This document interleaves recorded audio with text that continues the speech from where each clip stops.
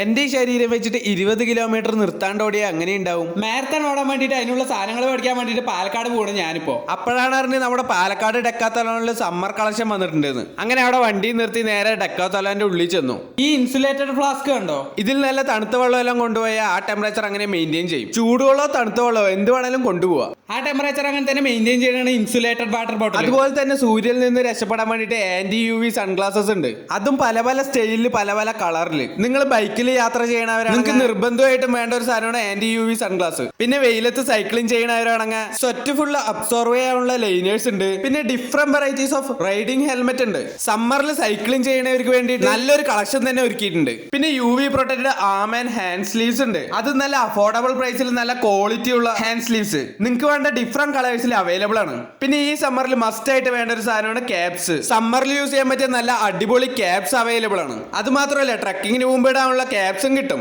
Multi യൂസിൽ ഉപയോഗിക്കാൻ പറ്റിയ head ബാൻഡും available ആണ്. അത്യാവശ്യം വലുത് തന്നെയാണ് നമ്മുടെ പാലക്കാടുള്ള ഡെക്കാത്തലോൺ. പിന്നെ സൈക്കിൾ എടുത്തിട്ട് ഞാൻ ചുമ്മാ ട്രയൽ ഓടിച്ച് നോക്കി. നല്ല ക്വാളിറ്റി ഉള്ള സ്മൂത്ത് ആയി ഓടിക്കാൻ പറ്റിയ സൈക്കിളുകൾ അത് നല്ല അഫോർഡബിൾ പ്രൈസിലാണ് വെച്ചിരിക്കുന്നത് കേട്ടാ.